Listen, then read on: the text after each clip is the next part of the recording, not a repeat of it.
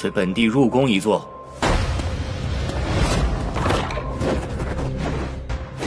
都安顿好，那我也就集合出发，前往古鱼界。你说什么呀？惨了惨了！哦，看来不但疯，有趣。 Halo semuanya, selamat datang di Ruang Sinema. Bagaimana kabar kalian semua? Semoga selalu sehat dan baik-baik saja. Sesuai jadwal, jadi pada hari ini kita akan kembali melanjutkan seri Donghua Martial Master episode terbaru.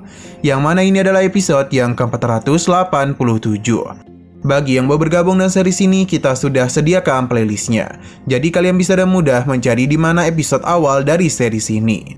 Sebelum kita mulai episode terbarunya, kita akan melihat dulu apa saja yang telah terjadi pada episode sebelumnya.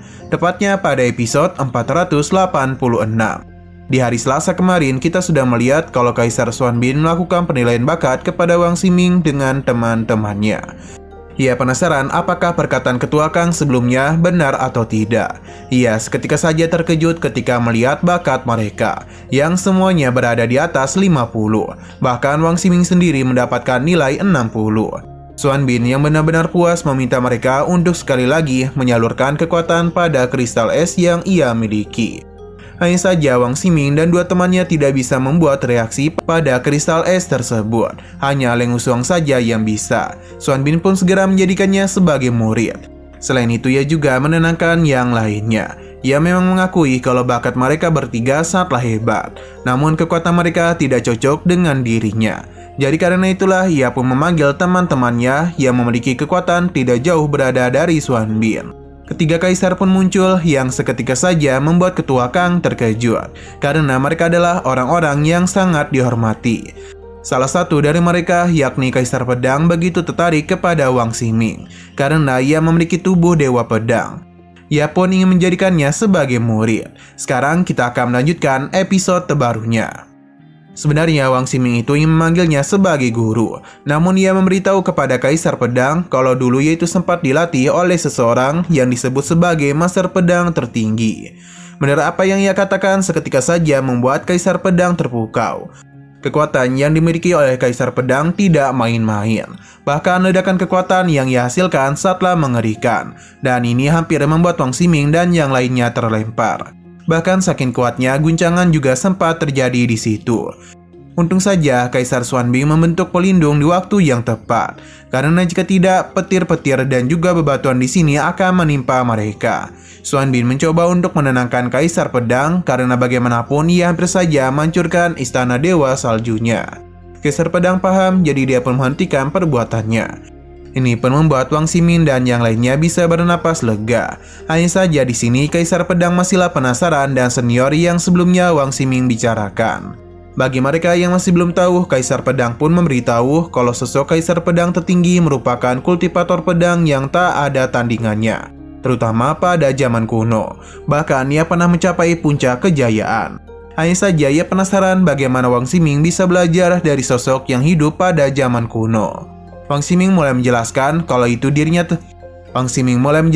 kalau kala itu dirinya telah mendapatkan warisan di alam rahasia. Mendengar hal tersebut, Kaisar Pedang akhirnya paham juga. Ia pun menjadi tidak heran mengapa napasnya bisa menjadi seperti ini.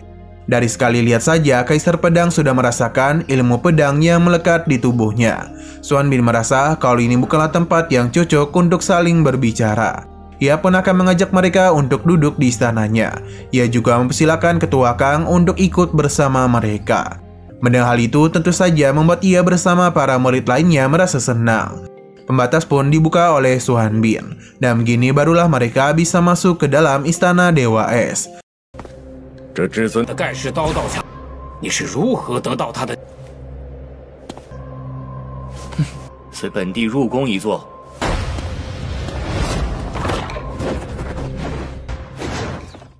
Tibanya di sana, Ketua Kang sekali lagi memohon maaf karena sebelumnya ia datang tanpa memberikan pesan.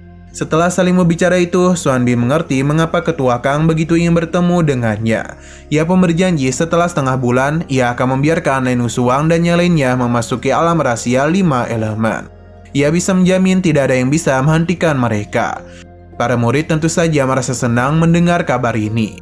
Kaisar Pedang sebenarnya cukup kesal kepada orang yang telah menganggap remeh kemampuan Wang Ximing yang kini telah menjadi muridnya. Kaisar Hongluan mempersilakan Ketua Kang untuk pergi terlebih dahulu. Karena untuk sementara waktu, Xin Ying dan yang lainnya akan tinggal di sini untuk bisa menerima ajaran yang mereka berikan. Ketua Kang paham dan sebelum pergi ia pun berpamitan kepada Wang Ximing dan yang lainnya. Ketua Kang juga merasa senang karena telah menyelesaikan tugasnya dengan baik.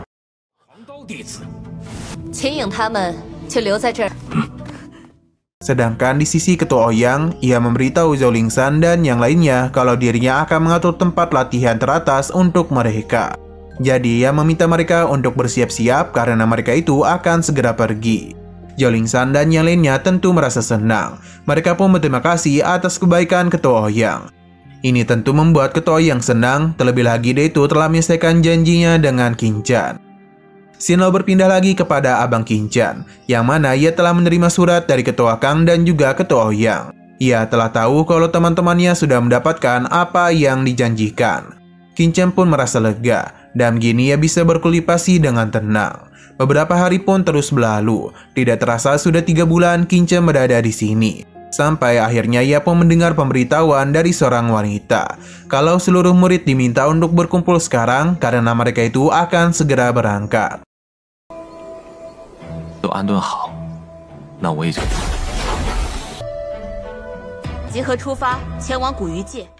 Qin Chan menjadi begitu senang karena yang ia nanti-nantikan akhirnya tiba juga, sebab alam Yukuno akhirnya terbuka juga. Kapal besar sudah menantikan kedatangan para murid. Di sini kita pun diperlihatkan dan pada jenis lainnya yang juga berkumpul di tempat yang sama. Qin Chan dan nyalinya pun tiba. Perhatian pun kini mulai tertuju kepada kelompok Qin Chan. Karena bagaimanapun mereka adalah orang-orang yang berasal dari 4 wilayah bawah. Dari tatapannya saja mereka ini menganggap remeh kelompok Qin Chan. Ini sempat membuat Yimo dan Yan Qingdao merasa tidak percaya diri. Untung saja Goto segera membawa mereka memasuki kapal besar ini. Setelah semua orang masuk ke dalam kapal, keberangkatan pun telah dimulai. Di sini Nana mendengar tentang pembicaraan 2 pria yang akan menyelesaikan beberapa urusan ketika telah sampai nanti. Nana juga dikejutkan dan sebuah keributan yang terjadi pada kelompok Qin Chan karena ada beberapa orang yang tidak suka melihat mereka duduk di situ. Pria ini meminta orang-orang dari 4 wilayah bawah untuk pergi dari area atas. 2 pria yang di samping Nana juga mengenali kelompok Qin Chan. Seharusnya orang-orang dari wilayah bawah itu tidak pantas untuk duduk bersama mereka. Jika kelompok Qin Chan masih di sini, maka akan menimbulkan masalah besar. Untuk Qin Chan sendiri tidak terlalu mempedulikan perkataan orang ini, yang membuat pria ini semakin kesal saja kepadanya. Bukannya berhenti, Qin Chan malah merasa kebingungan. Bagaimana bisa penjaga membiarkan anjing liar masuk kemari, yang membuat perjalanan mereka terganggu saja. Apa yang ia katakan tentu membuat pria ini semakin kesal. Yimo dan Yan Qingdao merasa mereka akan kembali mendapatkan masalah akibat ulah dari Qin Chan. Padahal mereka ini tidak berbuat apapun, namun mereka selalu saja terlibat. Qin Chan menganggap anjing liar ini tidak hanya gila, namun juga tuli. Seketika saja Nana dan orang-orang ini mentertawakan perkataannya. Bahkan salah satu orang menjadi tertarik kepada Qin Chan.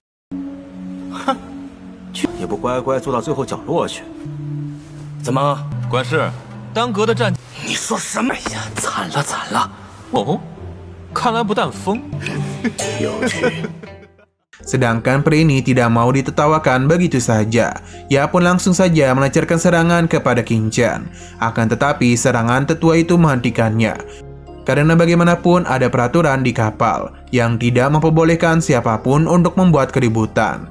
Tetua ini dipanggil sebagai Situ. Pria ini pun memberitahu kalau ia ingin mengusir ketiga murid ini karena berani duduk di belakang. Seharusnya itu adalah tempatnya.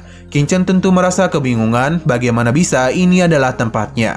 Sedangkan namanya saja tidak tertulis di sini. Atau sebelumnya dia itu sudah memesan kursi di sini. Pria ini mencoba untuk kembali menyerang Qin Chan. Tetapi di sini ada tetua Situ. Ia tidak mau membuat keributan terjadi. Ia pun menyarankan kedua pria ini untuk mencari tempat duduk yang lain saja, karena ia tidak mau perjalanan mereka terganggu. Alhasil tempat ini pun kembali menjadi tenang.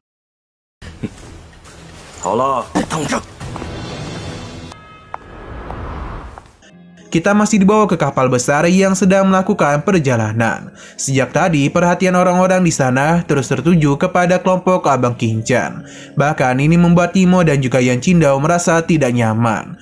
Terlebih lagi, Ming Xiao memberitahu temannya ini kalau Qinchan sama sekali tidak takut kepada mereka. Padahal sudah ada begitu banyak orang yang sudah dia singgung. Bisa saja perbuatannya itu malah mengancam hidup dan matinya. Temannya ini juga memiliki pendapat yang sama dengannya. Qinchan mungkin bisa saja masuk ke alam Yu kuno, namun ia tidak akan mungkin bisa keluar hidup-hidup.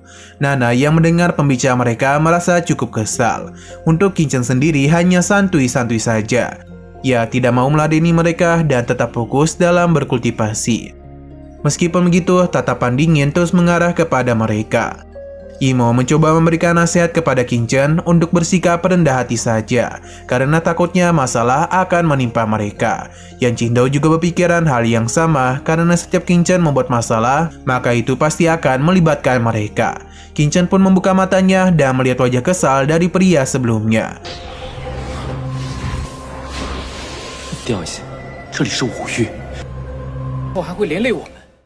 Namun Qinchan tetap tidak berbicara apapun yang membuat Imo dan Yan Qingdao hanya bisa geleng-geleng kepala saja. Hingga Qinchan pun memberitahu mereka jika Imo dan Yan Qingdao tidak yang terlibat dalam masalahnya, maka seharusnya mereka tidak duduk bersamanya. Yan Qingdao yang sudah tidak bisa menahan amarahnya lagi hampir saja memukul Qinchan. Untung saja Imo menyadarkannya, karena tindakan itu telah dilihat oleh semua orang di sana. Pada akhirnya Yan Qingdao pun kembali duduk sambil memberitahu Qinchan kalau mereka sama-sama datang dari wilayah 4 terbawah. Jikapun mereka tidak duduk bersama, maka masalah yang ditimbulkan oleh Qinchan tetap saja akan mengarah kepada mereka. Qinchan hanya tertawa yang semakin membuat Yan Qingdao marah saja. Karena tidak mau membuat keributan, Yan Qingdao pun memilih untuk menjauh dulu agar bisa menenangkan dirinya. Melihat hal ini, Imo pun segera menyusul Yan Qingdao, karena bagaimanapun Qinchan tidak bisa diajak berbicara.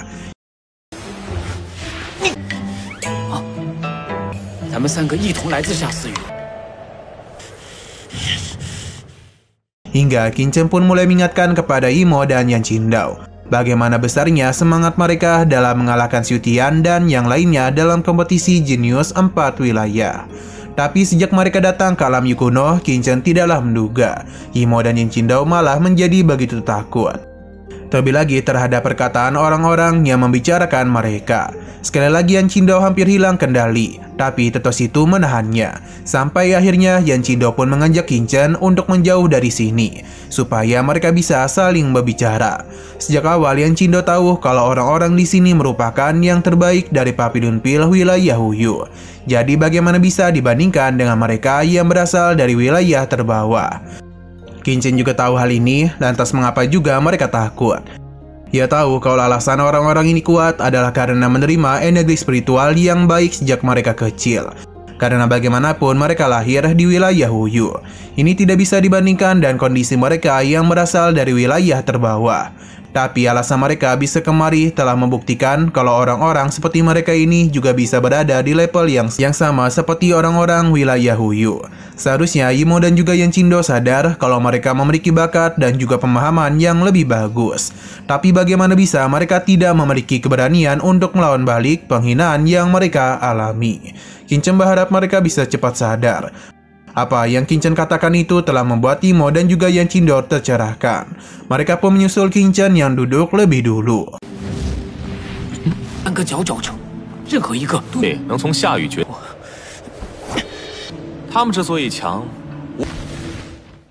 Di sini Qinchan memberitahu kalau hati manusia itu layaknya gunung besar. Tidak peduli seberapa keras mereka mencoba, gunung besar itu tidak akan mungkin bisa digerakkan.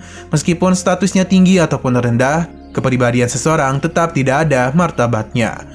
Jika Qinchan menjadi mereka, maka dia itu akan menunjukkan kepada orang-orang yang telah meremehkan dirinya kalau dia itu memiliki kekuatan, karena bagaimanapun ia adalah salah satu jenius dari wilayah bawah. Dan dia itu tidak peduli dan apa yang orang-orang itu katakan kepadanya.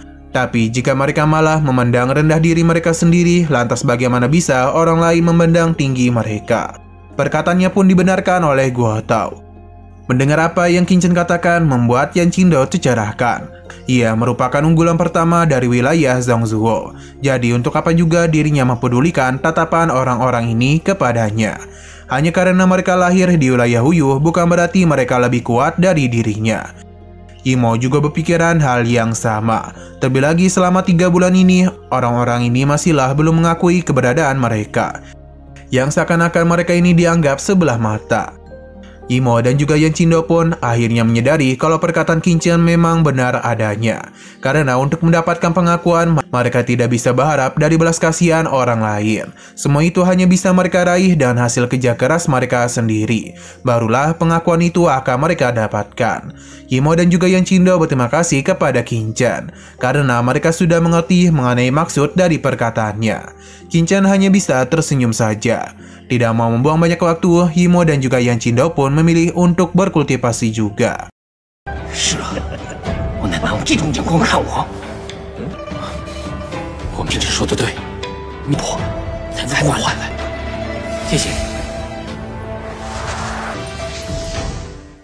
Qingchen berkata, meskipun bakat mereka tidak begitu bagus, tapi jika mereka berani melawan, maka bukan hal yang mustahil untuk mencapai puncak dalam kultivasi. Setelah semua ini selesai, kita pun diperlihatkan ke beberapa kapal besar yang sedang menuju alam Yu kuno.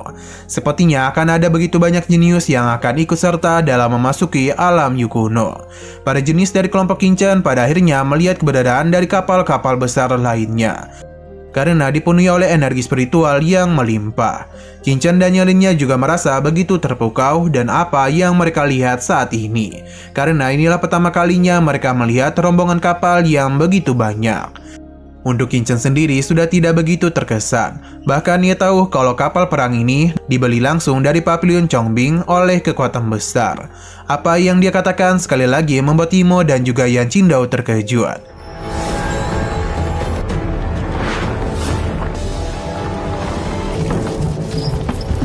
Nah, sayang sekali lagi seru-serunya, episodenya ini pun harus bersambung dulu. Nah, entah kenapa preview bagian selanjutnya tidak ada. Mimin sudah mencari kemana-mana namun tetap tidak ketemu. Apakah jangan-jangan Martial Master akan berakhir pada episode ini? Semoga saja dugaan Mimin tidak benar. Ya, karena bagaimanapun perjalanan Abang Qingchen ini lagi seru-serunya. Oke, sekian dulu pada video kali ini. Untuk video selanjutnya akan segera hadir. Jadi bagi kalian yang ingin mengikuti series ini, langsung saja klik subscribe dan aktifkan loncengnya.